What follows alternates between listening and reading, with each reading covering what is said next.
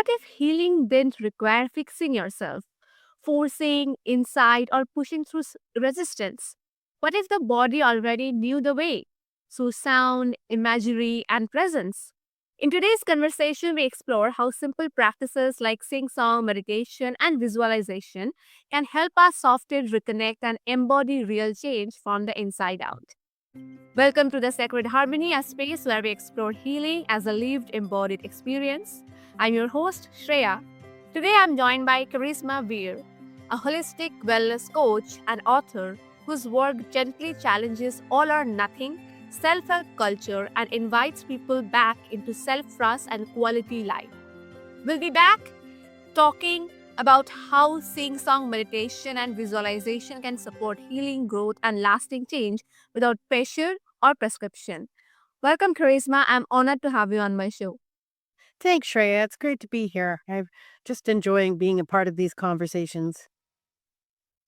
Thank you so much. And Charisma, before we talk about techniques or framework, I would love to start what first drew you towards sound, inner imagery, and gentler practice as a pathways for healing your own life? Well, I think, as all the research around trauma and other things that's been coming to light in the last decade is that there's a lot of things, particularly with our emotions and our experiences, that need more than just a cognitive understanding or a cognitive processing. We really need to find ways to bring this into our body, whether that's to move it, release it, process it, be with it. I'm quite sure you've probably had feelings where just sitting there thinking about it wasn't enough. You needed to like do something with it, right? Hmm. Yeah, yeah, definitely.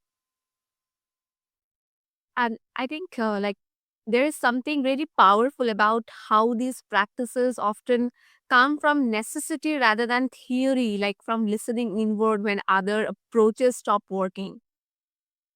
Yeah, I agree. I'll jump in at that point. I'd always used music in a kind of like a helpful kind of way to myself, in an inspirational and helpful way. But I will share briefly that in 2018 I had like this complete breakdown, and I hit the cusp of things. There was this giant void that opened up for me, and I found this song by David Lee Murphy called "Everything's Going to Be All Right," and I put it on, and I put it on loop, and I probably listened to it for about 6 or 7 hours while I was sitting there just at the brink of, not a good place at all, and it soothed me, like, I still feel so grateful to that song because I didn't have any other resources around me at the time or people. I kinda lost everybody, so to just have this song kind of, like, singing to me in the background, like, "Everything's gonna be okay," and it was, like, enough to soothe my nervous system and enough to kinda just give me that little bit of perspective that I needed to kinda hold on through that. Yeah, and also I'm really curious when people hear about sing song meditation or visualization. There's sometimes an assumption that these are passive or even superficial. What do you feel is most misunderstood about these practices? Um, yeah, well, and I think too we come from a culture like one of the things I wanted to mention was that for most of us, we've been growing up listening to love songs from the time that we were really little, and they always put the other person first. We make declarations that we would die for them or that we wouldn't be able to live without them, and all these kinds of very grandiose kinds of things, and the emotionality in those songs like really draws us in. And then we end up like kind of um, applying that type of thinking into our relationships, which is really not a good idea and doesn't help.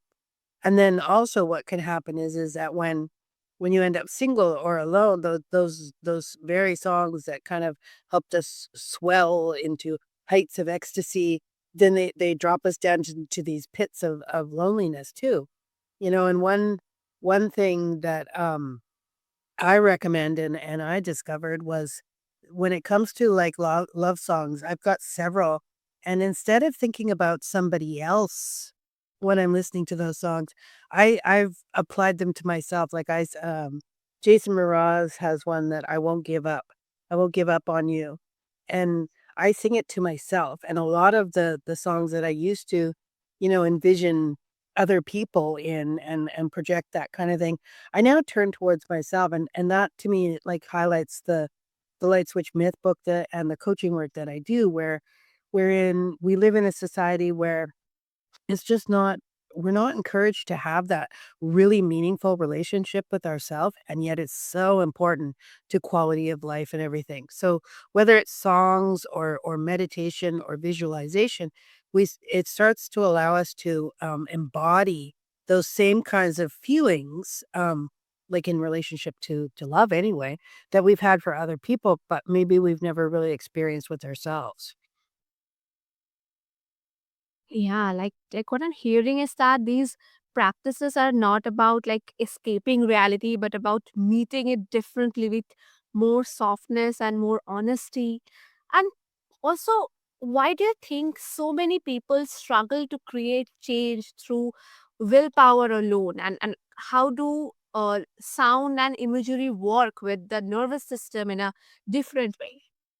Okay, well, so my understanding, and this is based on mostly on personal experience, but with working with clients too, is that so when we go to the words like willpower, discipline, cracking the whip, um, even the word holding ourselves accountable has been misused. It's kind of like a very harsh kind of relationship, right?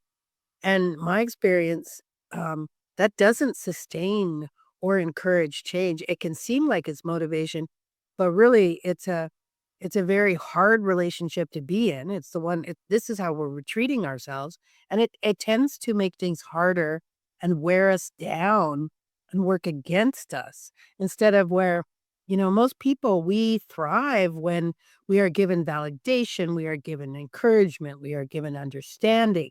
So willpower doesn't actually encompass any of those sorts of things and leaves us kind of flailing, it doesn't address the problem. So, oh, well, you can just outthink this. Say you I think many of us this time of year in January we're facing a little bit of the sugar monster as I like to call it. We imbibed a little more sugar over December and now those cravings are stronger again. So if we just try to willpower it, we're not actually addressing those feelings, that need, those urges.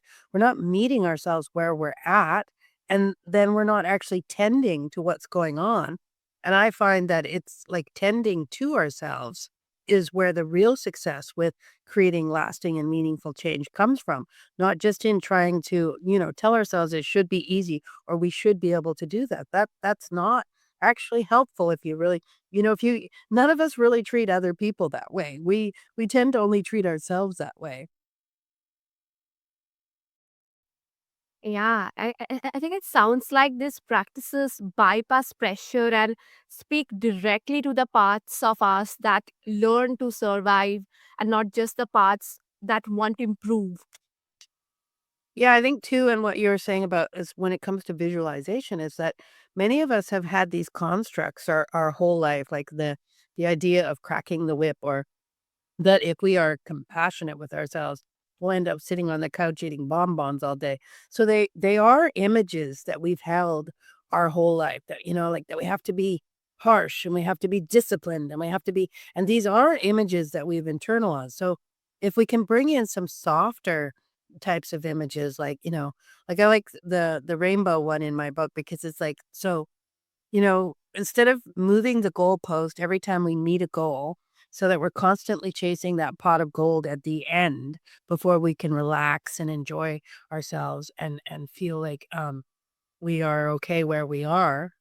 If we just stop, forget about chasing the pot of gold and just enjoy the fact that we're living under a rainbow, Sometimes it's rainy and cloudy for sure, but it's life itself can be this very beautiful experience, but we won't see that if we are constantly chasing that pot of gold, right? So imagery and visualization is a way for us to start to understand these things that we may have heard. You might have heard it on a podcast or from a friend or in a book, but when we start to develop new images within ourselves, it's a new way to actually like imply and internalize because we all internalize things growing up, and we do need there, or it can be helpful to start to replace some of the things that we internalize with new images that are softer, kinder, more compassionate, and allow us to enjoy life in the moment.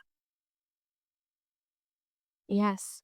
And also, like in your coaching work, how do you see seeing some meditation or like visualization showing up in everyday movements, not just during formal practice? Um, because it is the way that I talk in metaphor a lot. I've had a really awesome counselor that I work with, and we will discuss things beyond because not everything just fits into nice little words, but we have constructs and metaphors for discussing things, and I do that with clients because when things are new to us, we have a hard time picturing it or understanding it. So, I mean, and that's where the book itself, The Light Switch Myth, came from because for over a decade, I was explaining this concept where I meet my clients and it's like they have this unrealistic idea that change should be instant, right? Like say you want to be more loving towards yourself.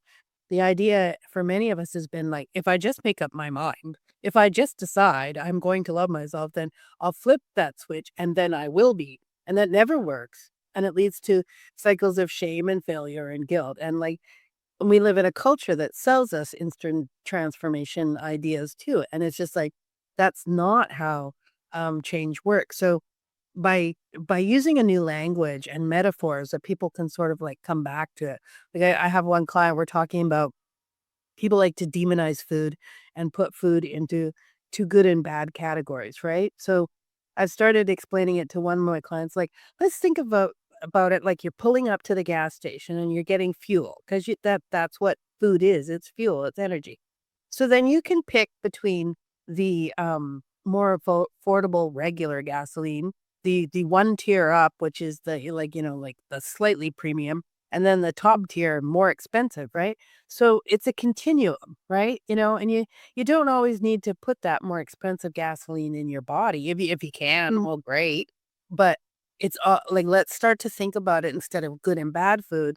That's like, okay, they all have energy. They're all going to make our car go, and there's different degrees as to how effective. So then it starts that person that they take that away, and now when they're choosing food, um, it's not just a formal practice, they've started to have, like, a new perspective.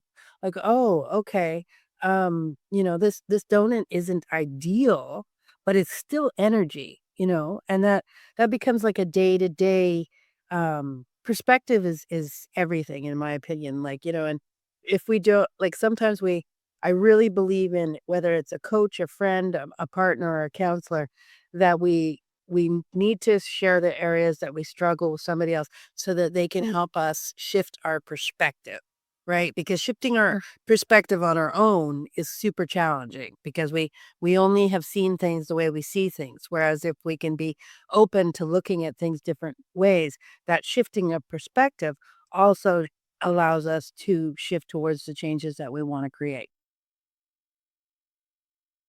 Yeah. I think that feels so accessible, like almost weaving healing into daily life instead of isolating it as another task to complete. And also for someone who's listening and who feels overwhelmed or disconnected from their body, what is a gentle way to begin working with sound or visualization without needing to do it right? Um, well, I don't know that it's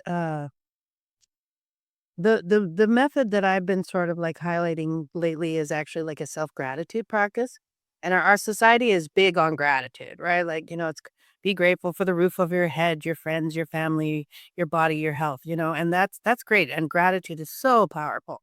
But if we don't have that relationship with self, and this is when people are overwhelmed, and in that stuck kind of place, I often think that they're not getting the support that they need, and they're not relating to themselves in a way that um allows them to heal and recover from those sorts of things, and we're just adding more weight on where we're actually needing some comfort and understanding. So I've been promoting a practice that has, been transformational in my own life and actually helps you kinda, like, rewire those neural pathways, and it's, um, at the end of the day to many of us can sit there and we can look through our day from a place of threat, and what did we do wrong? Where did we mess up?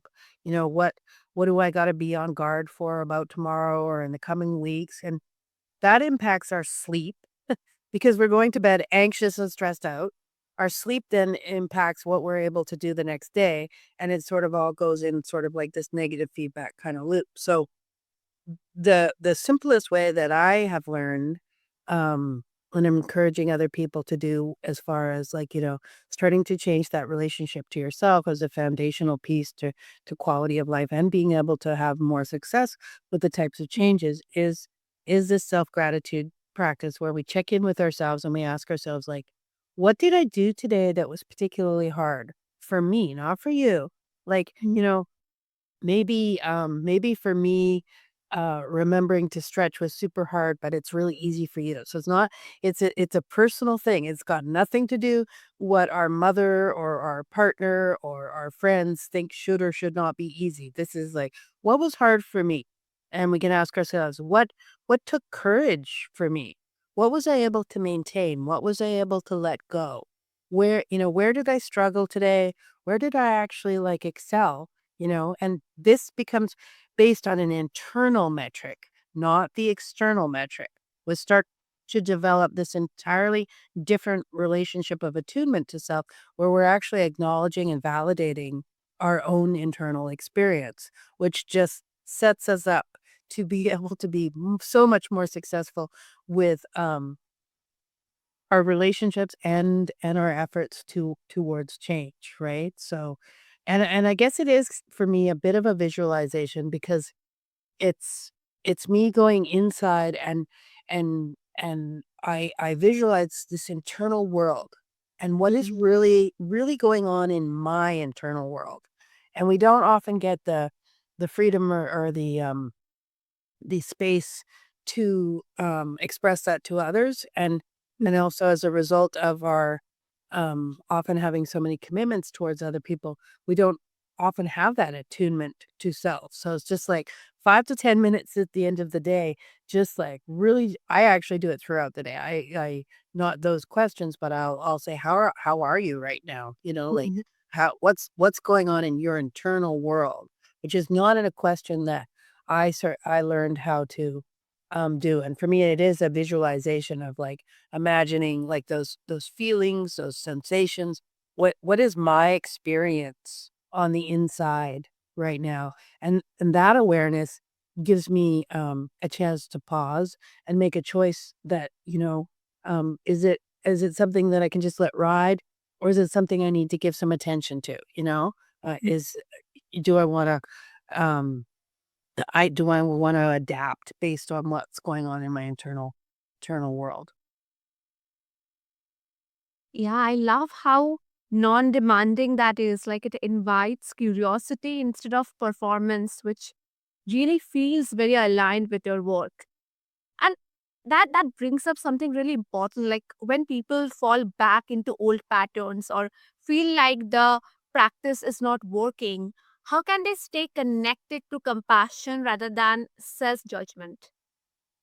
Okay, I have a few things I like to say about that. One, it's like we need to know when we're in judgment, when we're in self-compassion. So for me, a big red flag or indicator that I'm in the judgment place is it's a very narrow lens. It does not take things into context. Like maybe it tells me that I'm lazy or I'm a failure or I just don't care enough or, like, and then but it's at such a narrow lens, like, okay, well, you didn't go to the gym today, and then the compassionate lens is this much stepping back and having a look at the full picture.